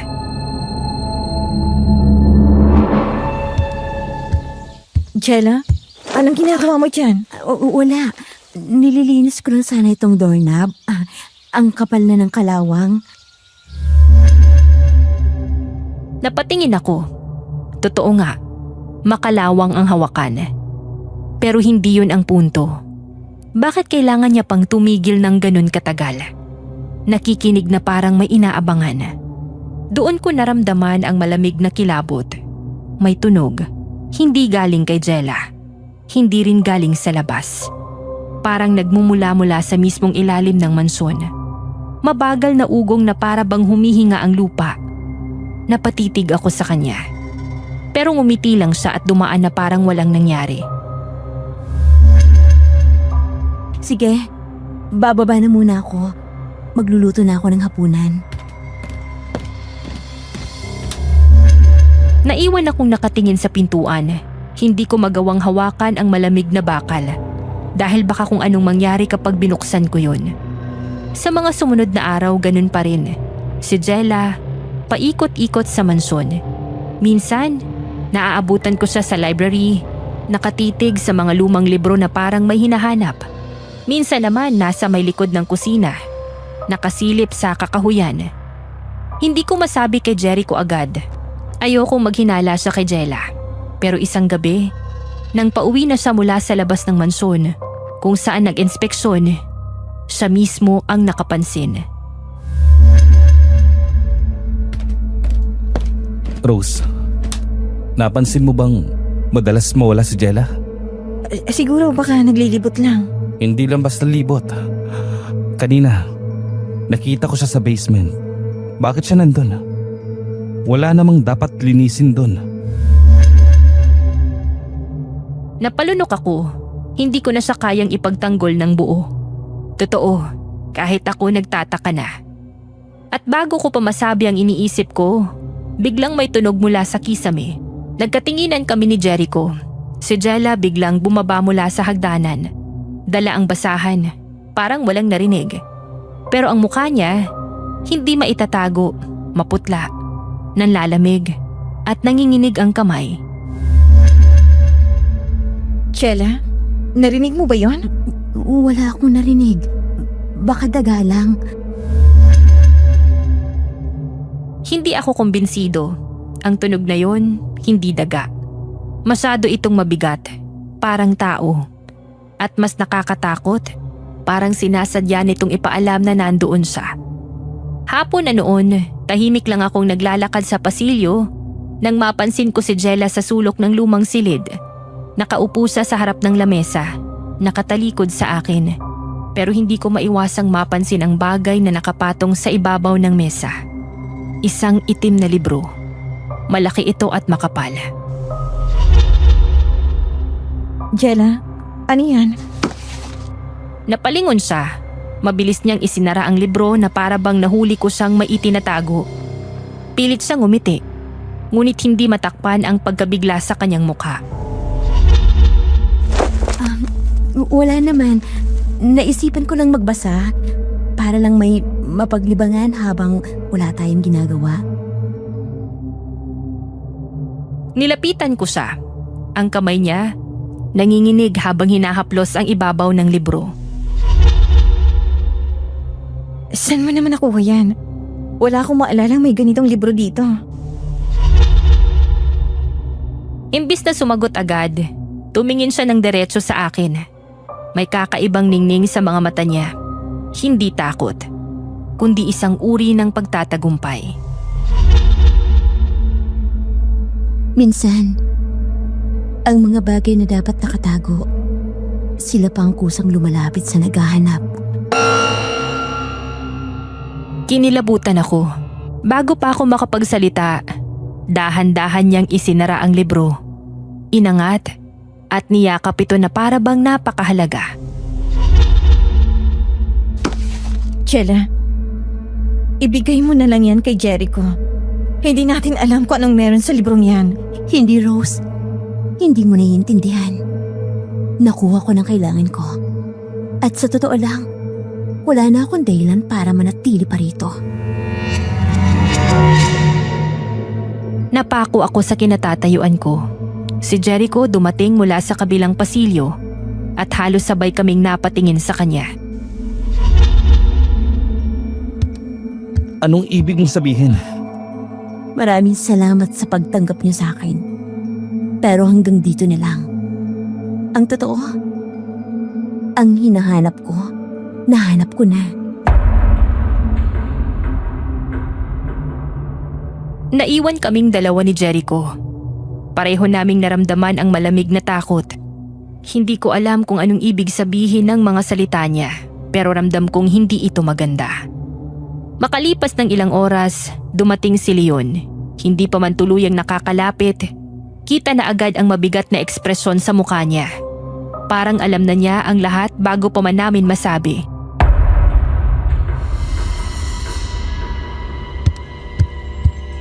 Rose! Jericho! Anong ginawa ninyo? Leon, anong ibig mong sabihin? May pinapasok kayo rito na hindi ninyo dapat pinapasok.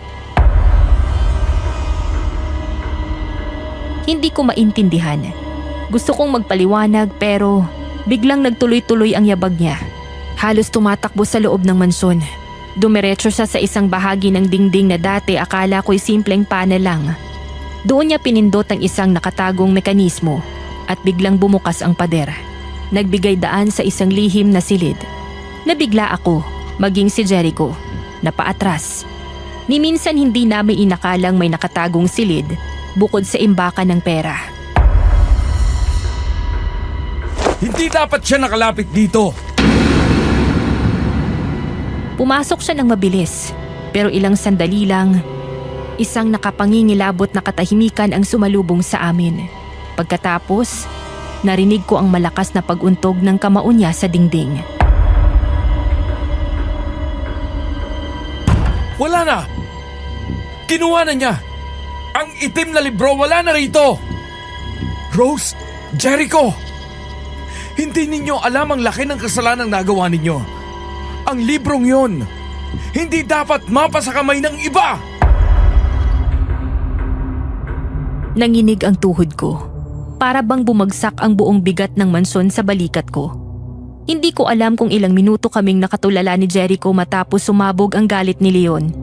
Nanatili siya sa loob ng sikretong kwarto. Naglalakad pabalik-balik na parang hayok na hayok sa galit. Ang mga kamao niya, nanginginig sa pagkuyom. Ang bawat hakbang niya, mabigat, halos dumadagundong sa sahig. Wala na! Ang aklat ay wala na! At kapag nasa kamay na nila yon, tapos na tayo! Leon, sino ba talaga sila? At anong koneksyon nila sa librong yon? Tumigil siya, dahan-dahang lumabas mula sa silid at humarap sa amin. Ang mga mata niya, hindi galit, kundi puno ng pagkadismaya. Kailangan nating maganda. Hindi naligtas ang mansyong ito. May mga parating na bisita. Mga bisitang hindi ninyo kailanman gugustuhing makilala. Anong ibig mong sabihin? Sino? Ang pamilyang itinakwil ni Ginoong Facundo. Sila ang babalik para tapusin ang lahat. Sino sila?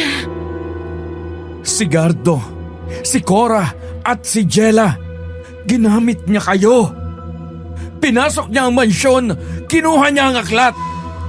At ngayon, babalik siya, hindi na mag-isa, kundi kasama ang mga taong itinakwil ng inyong sariling dugo.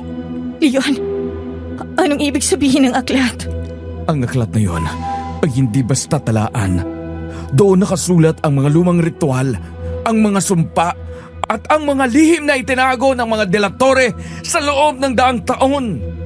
Kung mahuhulog sa maling kamay, kaya nitong buwagin ang mga harang na pumipigil dito, at kung magagawa nila yon, wala nang ligtas. Kung ganon, hindi tayo pwedeng nakatayo lang dito. Anong plano? Maghahanda tayo. Kukunin natin ang lahat ng maaari nating gawing sandata. Bawat kutsilyo, bawat kahoy, kahit ano pwede. Agad kaming nagkalat sa bahay. Habang abala kami, ramdam ko ang bigat ng gabi na dumarating. Ang langit sa labas, unti-unting nagiging itim, at ang mga huni ng kuliglig, napalitan ng katahimikan. Leon, sigurado ka bang darating sila? Hindi na usapan kung darating, nandito na sila. Nanlamig ang bato ko. Tumingin si Jericho sa bintana, at kahit wala pa kaming malinaw na nakikita, ramdam naming may mga matang nakamasid mula sa dilim. Kung gusto nilang sumugod, handa tayo. Hindi lang basta sugod ang gagawin nila. Maghihiganti sila. Matagal silang naghintay ng pagkakataon. Maaaring sila na ang may kontrol. Humigpit ang hawak ko sa lampara. Ang ilaw nito, kumikislap. Parang natatakot ding tuluyang mamatay. Ang malamig na hangin, dumaloy sa pasilyo. Dala ang amoy ng lupa at dugo. Diyos ko, nandito na sila. Sa unang pagkakataon, nakita ko ang anino sa labas ng tarangkahan. 3 figura, mataas, mabibigat ang tindig at puno ng galit ang presensya. Kahit hindi malinaw ang muka, alam kong sila na. Lahat kami natigilan at doon ko napagtanto, hindi lang pala namin kalaban ang mga aswang sa dilim. Ang mismong pamilyang itinakwil ni Lolo Facundo, sila mismo ang babalik para tapusin ang sinimulan. Sa labas nakatayo pa rin sina Gardo at Cora. Ang mga matay nag-aapoy sa galit. Ang katawan nila ay nag-uunat na para bang mga hayop na handa ng sumalakay. Sa tabi nila, si Jella. Hawak ang itim na aklat. Nakangiti ng malamig.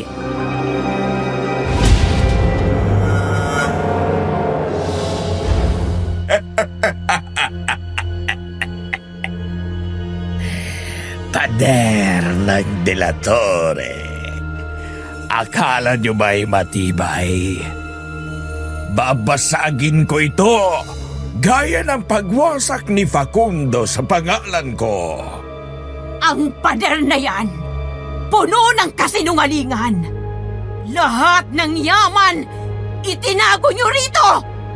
Lahat ng sumpa, itinaboy nyo sa amin. Ngayon, mga bangkay nyo ang magiging dekorasyon ng bahay na to! Rose, lumabas ka. Ipakita mo ang mukha ng pinamanahan. Ang apong paborito. Nang masaksihan mo ang sariling pagkawasak mo sa harap ng lahat ng ito. Kayong lahat! Hindi lang si Rose! Lahat kayo na nariyan! Babahan ang dugo nyo sa sahig ng mansyon! Ang bawat talasik, ipapahid ko sa mga pader na ipinagkait sa amin! Si Leon, nakatayo sa tabi ng pinto. Maitak sa kamay. Pawis sa noo kahit malamig ang gabi. Gardo! Kaya kayo itinakwil ni Ginoong Facundo. Dahil nilabag ninyo ang batas ng lahi. Hindi kayo marunong sumunod. Ang mga anak ng gabi may hangganan. Pero kayo, sinira niyo ang lahat. Batas! Batas na pabor lamang sa paborito. Ako ang anak. Ako ang dugo. Pero itinapon ako dahil hindi ako sunod-sunuran.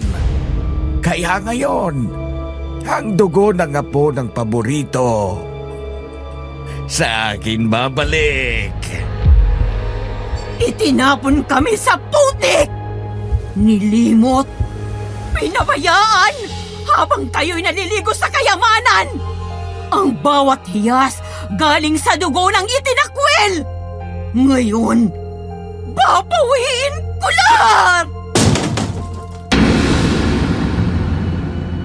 Umuga ang buong bulwagan. Nahulog ang ilang kandila. Nagkalat ang apoy sa sahig. Narinig niyo ba? Ang bawat bitak ng bahay na to, bumubulong ng pangalan ko. Ako ang dapat na tagapagmana, hindi kayo! Ang pandinig ko'y nabingi sa lakas ng sigaw nila. Ang mga mata ko nangingilid sa luha. Hindi dahil sa takot lang, kundi dahil ramdam ko ang bigat ng galit na bumabalot sa kanila. Hindi ninyo makukuha ang mansyon na to. Hindi ninyo makukuha si Rose. Hindi ninyo kami mapipigilan. Ang dugo'y baba, ang gabi aming trono, at ang pangalan ng Delatore lilimutin, gaya ng paglimot ninyo sa amin! Rose! Rose, lumabas ka! Iharap mo sa amin ang mukha ng pinili para wasakin ko mismo sa harap ng pamilya mo! Ang lupa'y halos mabiyak. Ang mga pader ng mansyon lumangit-ngit, para bang magigiba na. Ang unang bitak sa pinto ay parang bala sa dibdib ko. Ang tunog ng kahoy na bumigay, sumabay sa mga halakhak ni Gardo at Cora. Hindi ninyo kami mapipigilan. Hindi yaman ang hawak ninyo, kundi sumpa. Ang bawat baryang pinamana ni Facundo galing sa mga pamilyang pinatay niya. Ang dugo nila nasa dingding ng bahay na to! Tama siya! Ang kayamanan nyo galing sa bangkay! Sa mga batang pinugutan! Sa mga inang nilapa ng gabi! Hindi kayo ang may-ari ng ginto! Kayo ang alipin ng sumpa! Napakagat ako sa labi. Nanikip ang dibdib ko. Ang mga salitang yon parang apoy na pumapasok sa tenga ko. Lahat ng iniwan ni Lolo Facundo, lahat ng akalang magliligtas sa amin, sumpa pala ang dala. Hawakan mo, Rose! Binigay niya sa akin ang sibat na may asin at langis ang mismong punyal. Mabigat, nanginginig ang kamay ko pero mahigpit kong pinisil. Sa kabilang gilid, hawak ni Leon ng itak, ang matay nanlilisik.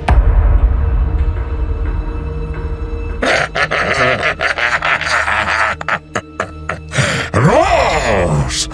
Apo ng paborito! Sa wakas, haharapin mo ang sumpa ng apelyido ninyo! Walang ligtas! Ang dugo ng Dilatore, uubusin ngayong gabi! Pumasok sila sa bulwagan, ang mga matay kumikislap sa pula. Si Gardo, ang mga braso'y nanggagalit. Ang kuko'y parang bakal. Si Cora, mabilis dumausdos sa sahig na parang ahas. Si Jella nakatayo sa likod nila. Binubuklat ang itim na aklat. Rose! Manidigan ka! Hindi pera ang laban dito, kundi dugo! Bumangga si Gardo kay Jericho. Nagtagpo ang sibat at mga kuko at nasunog ang balat niya dahil sa nakalagay na lason sa sibat. Napatili si Gardo pero hindi siya umatras. Mas lalo siyang nagalit. Hindi kayo karapat-dapat sa kayamanan yan! Ang bawat salapi galing sa dugo ng mga pinatay ni Facundo! Ngayon, kayo ang sisingilin! Tama! Ang apelyido nyo sumpa! Habang buhay kayong alipin ng kasamaan kahit magtago pa kayo sa ginto! Si Leon, nakipagsalpukan kay Cora. Ang itak niya, sumayad sa balikat ng halimaw. Pero ang balat nito'y matigas, parang bato. Umalingaw-ngaw ang iyak ni Cora, hindi dahil sa sakit, kundi dahil sa puot. Ang bawat sugat na ibibigay nyo, babalik ng doble!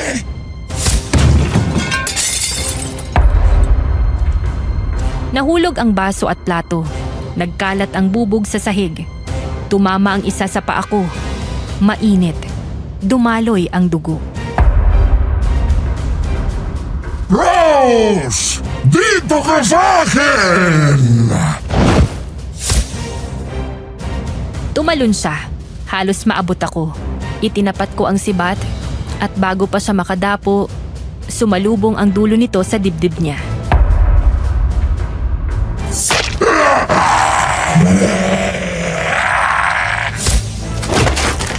Sinipa niya ako.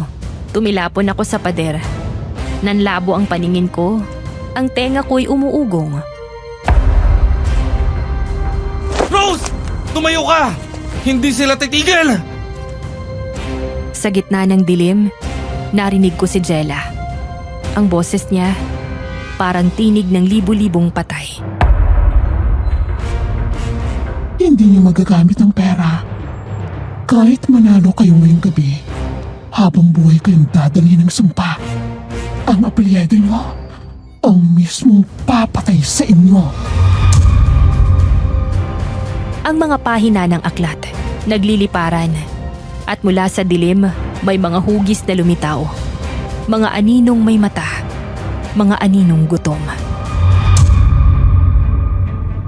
Kita mo, Rose? Ang pamilya niyong yumaman sa dugo ng iba! Ang bawat kayamanan, binili ng kamatayan! Kaya lahat kayo, kamatayan din ang kabayaran!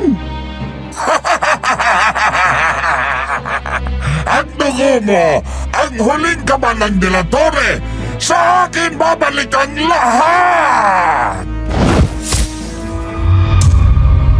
Sumugod silang muli. Si Leon humarang sa harap ko. Si Jericho sugatan na. Pero nakataas pa rin ang sibat. Ako, hawak pa rin ang sandata. Nanginginig pero hindi bibitaw. Hindi kayo ang magdidesisyon ng kapalaran namin! Hindi kayo ang huhusga sa dugo naming natira! Kami ang hukom! Kami ang sumpa! At ngayong gabi, kayo ang parusa! Rose, huwag mong isipin na tagumpay ang hawak mo! Ang pera, ang mansyon, lahat yan, sumpa! Sa huling sigaw na yon, sumugod silang muli. At alam ko, hindi na lang ito laban ng laman. Laban ito ng dugo, ng pangalan. Laban ng mga kaluluwa naming binihag ng nakaraan. Ang kanilang mga matay nag-aapoy. Ang mga kukoy kumikislap sa dilim na parang mga pangil. Para kay Rose! Itinaas niya ang sibat. Sinalubong ang dibdib ni Gardo. Tumama ito, pumasok ng kaunti. At umalingaw-ngaw ang sigaw ng halimaw. Hindi niyo ako mapapatay! Ako ang dugo ni Facundo! Tinulak niya si Jericho. Itinapon sa lamesa at nabasag ang kahoy. Sumugod si Cora kay Leon. Nagtagpo ang ilang itak at kuko. Bawat sagupaan, kumakalabog ang buong bulwagan. Huwag kayong bibitaw! Tapusin natin to ngayon! Sinubukan kong itaas ang sibat. Ang mga kamay ko'y nanginginig. Mabigat, pawisan. Tumalon si Cora patungo sa akin. Ang bibig, bukas. Ang ngipin, matutulis. Umalis kayo sa buhay namin! Sumalubong ang dulo ng sibat sa tiyan niya. Umagos ang itim na dugo. Mainit at malagkit. Kumapit sa balat ko.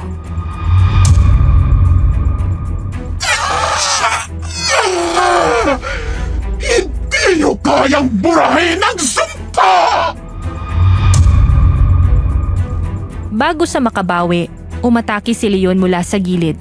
Ang itak niya, humiwa sa balikat ni Cora.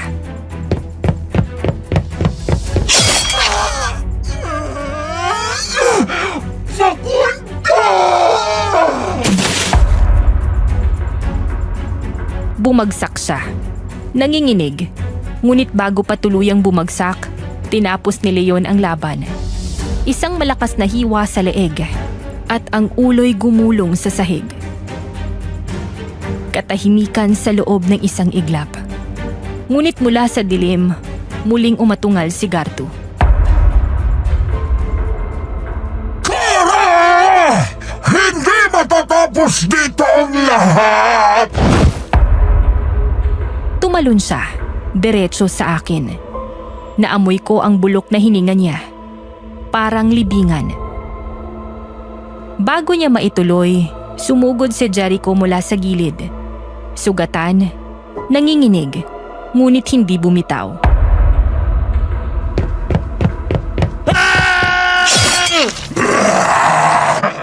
Hindi kayo karapat-dapat sa kayamanan. Ang lahat ng ginto galing sa dugo sa mga pamilyang pinatay noon ni Facundo! Dumaloy ang dugo niya. Amoy kalawang, amoy asido. Sabay-sabay kaming sumugod. Una, sibat sa dibdib. Pangalawa, itak sa balikat. Ako ang dulo ng sibat. Diretso sa puso niya. Tumangi si Jella sa nangyari sa magulang niya.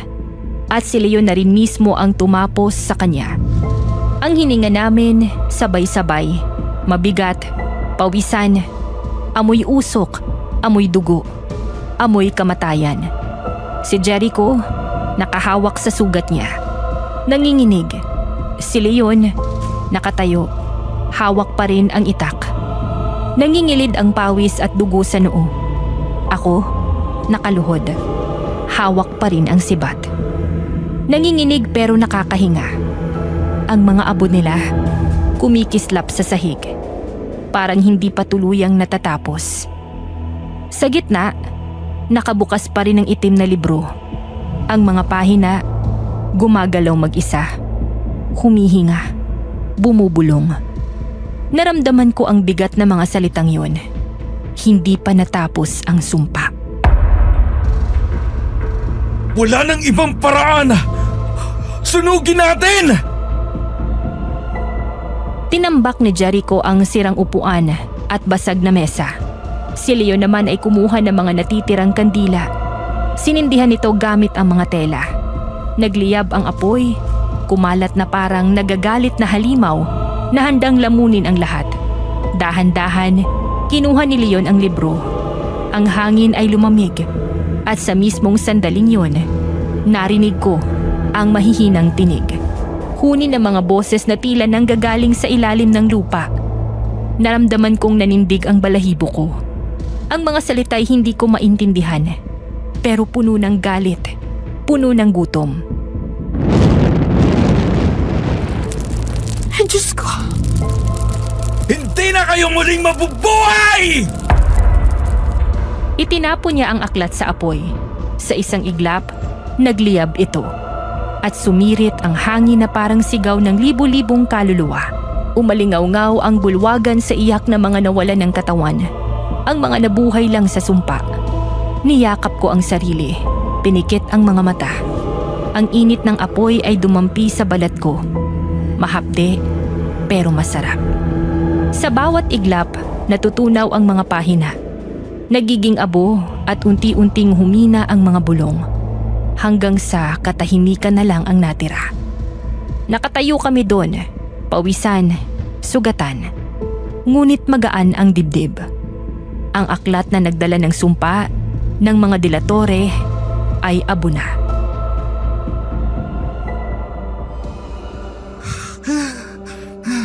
Tapos na.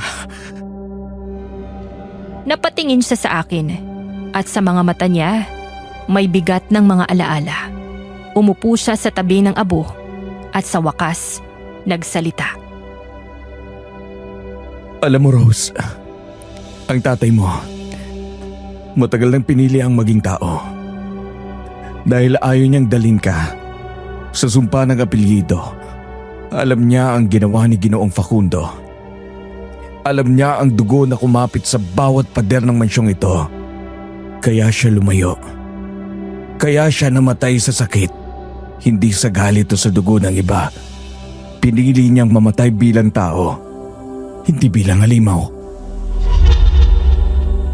Napakagat ako sa labi. Dumaloy ang luha sa pisngi ko. Ang mga salitang yun ay pumunit sa dibdib ko. Pero doon ko lang lubusang naintindihan ang lahat. Napakahigpit ang hawak ko sa aking damit. Nilingon namin ang bulwagan. Nasunog ang lahat. Ang mga kasangkapan, ang mga alaala, ang mismong pangalan ng mga delatore na nakaukit sa dingding. Wala nang natira, kundi abo at alikabok. Naglakad kami palabas, dala ang mga pera at mga gold bars. Mabigat, halos hindi namin mabuhat. Ngunit wala kaming ibang pagpipilian. Sa labas ng mansyon, ang liwanag ng araw ay sumilip na. Sinasalubong ang aming pag-alis. Naramdaman ko ang bigat sa balikat ko. Hindi lang ito bigat ng ginto o pera. Ito ang bigat ng kasaysayang nakadikit sa bawat baryang yun. Naaalala ko ang sinabi ni Gardo, na ang lahat ng kayamanang ito'y galing sa dugo ng mga pamilyang pinatay ni Lolo Facundo, na ang bawat hiyas ay binili ng buhay ng iba. Napasulyap ako kay Leon. Kung lahat ng ito galing sa masama, anong gagawin natin? Gamitin para mabuhay, para bumangon, at para tapusin ang sumpa. Huwag mong hayaan na gawing kasalanan muli ang pera. Sa kamay mo, kaya nito maging kabutihan. Napalunok ako. Ang mga salita niya ay pumintig sa puso ko. Oo, may sumpa ang mga salaping ito. Ngunit nasa amin kung paano namin haharapin. Nagpatuloy kami sa daan. Dala ang bigat, dala ang sugat, dala ang mga alaala ng gabi. Ang kagubatan ay tahimik na. Ang mga ibon muling umaawit. Ang hangin ay muli ng sariwa. Ngunit sa bawat hakbang, alam kong dala ko ang apelido, dala ko ang dugo, dala ko ang kasaysayan. At dala ko rin ang pagpili ng tatay ko na maging tao. Kahit na ang kabayaran ay sakit at kamatayan. Sa huling pagkakataon, nilingon ko ang mansyon. Ang bubong, butas at warak. Ang mga dingding, sugatan. At ang buong anyo nito, abo ng nakaraan. Hindi ko na muling babalikan. Ang kayamanan, nasa mga bag namin. Ang sumpa, naiwan sa abo. At ako'y magpapatuloy bilang tao. Lumipas ang ilang buwan, ang mga araw na dati laging kulay abo sa isip ko ay unti-unting nagkaroon ng liwanag. Sa wakas, kumupa ang mga sigaw ng gabi at ang mga alaala ng abo at dugo ay nanatili na lang sa likod ng isip. Nakabaon pero hindi ganon kabigat. Makalipas ng mahabang gamutan sa Maynila, nakabalik na rin sila mama. Si Tanya, mahina pa ang katawan. Nakaupo sa upuan, ngunit ang ngiti sa labi ay buo. Sa kanyang dibdib, halata ang hiwa ng operasyon. Paalala ng panibagong buhay na binigay sa kanya.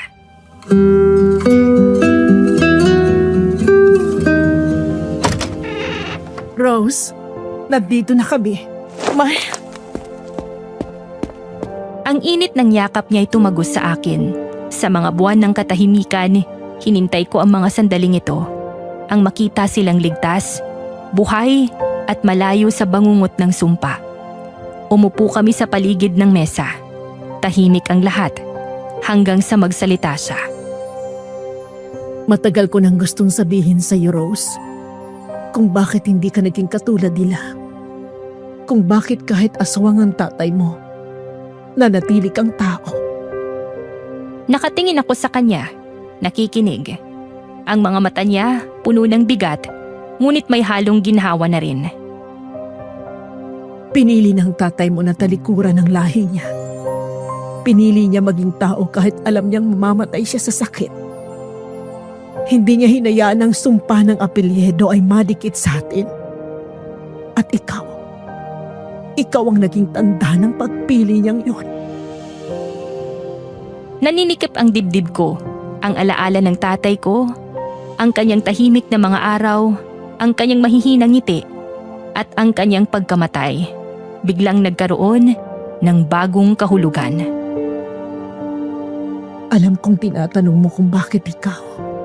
Kung bakit hindi mo naranasan ang sumpa kahit malinaw na galing ka sa dugo niya. Pero Rose, dahil pinili niya ng anak niya, ang pamilya niya ay manatiling malinis.